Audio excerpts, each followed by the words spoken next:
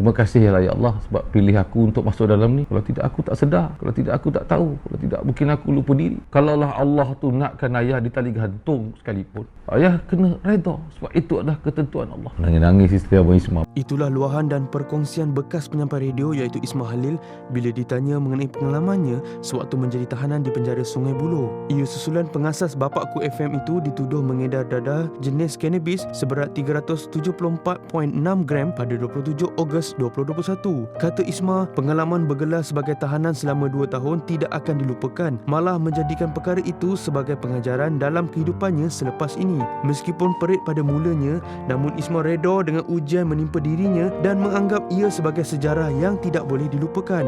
Akhirnya, pada 17 Julai lalu, Isma dibebaskan daripada tuduhan tersebut. Jom kita tonton luahan dan perkongsian daripada Isma Halil mengenai episod hitam dalam hidupnya itu.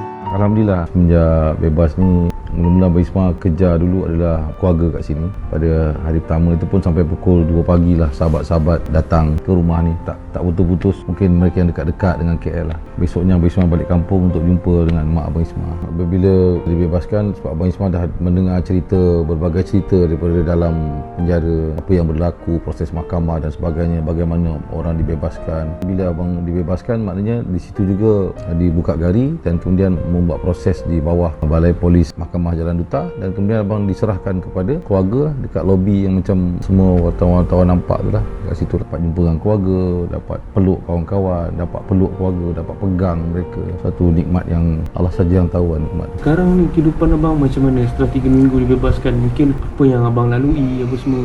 Kena rehat, kena stay low. Semangat tu pun takkan kita terus nak buat apa benda yang kita nak buat kan. Ketua kampung, imam kampung, saudara mara semua datang untuk ziarah Abang Isma. Macam rasa baru balik haji pun ada. Biasalah, kadang-kadang ada orang cakap negatif, ada orang cakap macam ni, mulut manusia nak mengata dan sebagainya. Tapi Abang Isma sentiasa memaafkan orang. Macam abang sendiri, apa yang abang lalui sepanjang 2 tahun berada di sana? Apa yang abang boleh kongsi sikit? Bila kita dekat luar ni, kita kadang-kadang terlupa, terlepas pandang, kita silap, kita lalai. Tapi di sana kita, itulah waktu-waktu kita yang memenuhkan waktu-waktu kita. Kat dalam, Alhamdulillah, Abang Isma jaga solat, Abang Isma berpulang untuk azan, didatangi oleh seorang ustaz, kawan baik Abang Isma, ex-tentera, pegang Al-Quran, peluk Al-Quran, berkawan dengan Al-Quran. Itu yang Abang Isma mula baca Al-Quran. Mula bukan saja surah-surah lazim, tapi Abang Isma baca Al-Quran. Melepaskan surah Al-Baqarah tu memang panjang kan. Lepas surah Al-Baqarah selesai, baru surah-surah yang lain, sampailah Abang Isma boleh khatam Al-Quran. Alhamdulillah dapat 3 kali khatam Al-Quran, dan Al-Quran tu Abang Isma bawa keluar sampai sekarang ni. Apa yang abang pelajari bila abang keluar? Abang rasa nikmat yang mungkin tak sama yang berada di dalam dan juga di luar. Seolah-olah di dalam penjara tu kita meringkuk, duduk meringkuk. Itu mungkin pada awal-awal ni lah, sebab siapa-siapa pun dia akan down, siapa-siapa pun tak nak bangun tidur. Penjara ni ada aktiviti dia, ada hari-hari dia bersukan, terutamanya di blok penempatan lah, di blok Berkat, di mana Abang Isma ditempatkan itu, di blok TMT dipanggil, Tahanan Mahkamah Tinggi. So Abang Isma bercampur dengan wing international lah, Nigeria, ada Myanmar, ada Pakistan, ada Thailand, so ada yang Muslim. Situ Abang Isma solat sama-sama berjemaah. Dalam sel tu pun ada kadang-kadang ada 10 orang, yang ada pergi mahkamah 8 orang. Di situlah kita kawan-kawan satu sel yang merupakan macam adik-beradik lah. Terutamanya buat makan lah. Memang mungkin penjara ini dijadikan tidak selesa untuk kita keluar daripada situ. Bila kita ada contohnya satu roti, kawan kita kat sebelah, kita kena potong roti tu bagi kat dia. Sebelah lagi ada kawan kita lagi, yang separuh kita dapat tu kita potong lagi, bagi kat kawan kita yang separuh. Dan tinggal suku tu kita potong lagi bagi untuk kawan kita. Maka kita makanlah apa yang ada. Masing-masing tak komplain sebab masing-masing rasa bersyukur lah.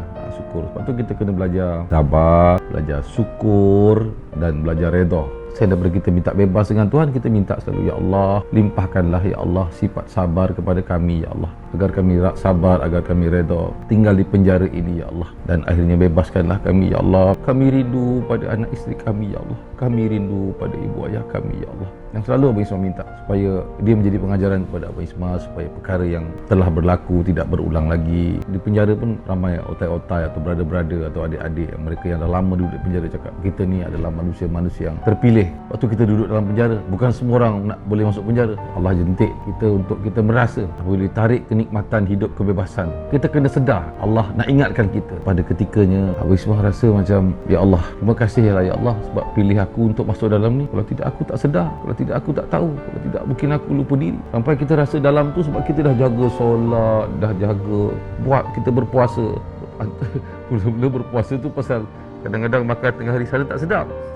Esok aku nak berpuasa lah, maka kita berpuasa. Kalau tidak, aku tak sedar sampai bila-bila. Ada ketikanya bila isteri Abang Ismail melawat ke dalam penjara, dalam cermin yang tak boleh bersentuhan, pegang cerminnya dan kemudian bercakap kat telefon, sekarang ni ayah dah reda bu. Ayah reda? Kalau Allah nak ayah masuk ke dalam, walau kita mengelak macam mana pun tetap Allah pilih ayah untuk masuk ke dalam. Kalau Allah tu nakkan ayah di tali gantung sekalipun, ayah kena reda, sebab itu adalah ketentuan Allah. Nangis-nangis isteri Abang Ismail. Memang kita rindu anak isteri, tapi kalau Allah nak ke situ, itu adalah jalan yang terbaik untuk kita, untuk menamatkan hidup kita. Itu adalah jalan yang terbaik, kita kena terima. Selepas abang dibebaskan, perkara pertama yang abang beritahu, abang nak jumpa mak. So macam mana saat bila berjumpa dengan mak pada kali pertama setelah 2 tahun bang? Mak abang dah tunggu dekat macam katil dekat luar, dekat beranda rumah tu, dekat katil. Lepas sampai terus mak Abang Ismail peluk. Allah tu susah digambarkan lah. Dia meraung, dia punya meraung tu macam budak-budak. Abang Ismail tenangkan dia, sebab peluk dia, cium semua muka dia, bau dia. Mungkin dia pun nak bau anak dia macam mana kan. Dan Abang Ismail pegang kaki sebab dia dalam keadaan kursi roda, usap kaki dia. Dia pernah cakap, harta yang aku ada cuma anak. Dia tak heran tanah ke, dia tak heran rumah ke, dia tak heran apa benda, dia tak heran. Dia cuma dia kata, harta yang aku ada cuma anak. Dan saya ada baca benda-benda ni, dia kata 3 doa wanita yang Allah angkat ke langit. Doa ibu kepada anak, alhamdulillah saya masih ada ibu walaupun saya tak ada ayah. Doa isteri kepada suami dia, dan anak perempuan yang mendoakan ayah. Alhamdulillah anak saya ada 2 orang perempuan. Syukur sangatlah.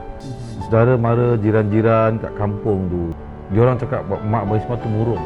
Itu yang paling kita takut sekali, sebab kemurungan ni boleh membawa kematian. Tak keluar rumah, duduk dalam rumah. Adik Abang Ismail, mak selalu terbenung, mak selalu murung. Tapi mak selalu, tiap-tiap malam mak baca surah Yasin. Tiap-tiap malam mak ngaji. Itu yang, walaupun dia selalu nak cakap dengan saya, waktu saya ada peluang menggunakan handphone dekat mahkamah, masa saya menggunakan my phone dekat penjara, saya mengelak sebab saya tahu saya tak mampu nak bercakap dengan dia. Saya cuma selalu bertanya khabar pada adik perempuan saya. Tu saya doa pada Tuhan, bebaskanlah aku ya Allah. Alhamdulillah. Selepas abang dibebaskan, so jadi penerimaan orang ramai, keluarga, rakan-rakan, jiran-jiran ke, bagaimana terhadap abang sekarang? Alhamdulillah. Abang Ismail tak pernah nak buat khianat kepada siapa-siapa. Abang Ismail pun tak ada nak memburukkan siapa-siapa. Semuanya baik-baik. Abang Ismail rasa tak ada sebab untuk mereka rasa nak mengkhianati Abang Ismail ke, ataupun nak cakap benda macam ni kan.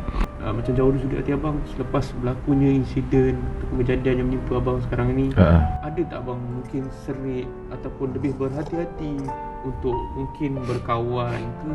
Memang kita kena lebih berhati-hati, lebih berwaspada. Ada juga kawan yang meninggalkan kita. Waktu kita senang, dia macam adik-beradik dengan kita. Waktu kita susah, dan selepas kita abang dibebaskan, dia tak muncul-muncul pun ada. So di situlah kadang kita tahu sejauh mana level perasaan dia pada kita, level persahabatan dia, nilai dia tu dengan kita faham lah macam mana. Abang Ismail sentiasa akan bersangka baik dengan orang. Dia nak buat macam mana pada kita cuma bergantung pada Allah. Abang Ismail selalu fikir macam tu. Cuma untuk bekerjasama, untuk mempercayai 100%, itu terpalang pada Abang Ismail. Abang Ismail akan lebih berhati-hati lah. Selalu bersangka baik. Orang susah Abang Ismail bagi pekerjaan. Tuhan yang boleh kita tolong. Sebab hubungan manusia dengan manusia, hubungan manusia dengan Tuhan itu kita kena jaga, kena berhati-hati. Sebab tu Abang Ismail tak on air lagi radio. Selagi Abang Ismail tak siap app, tak siap web, yang semuanya telah diambil kepercayaan tu oleh makhluk. So Abang Ismail kena buat balik. Dah ready, baru Abang Ismail akan on air.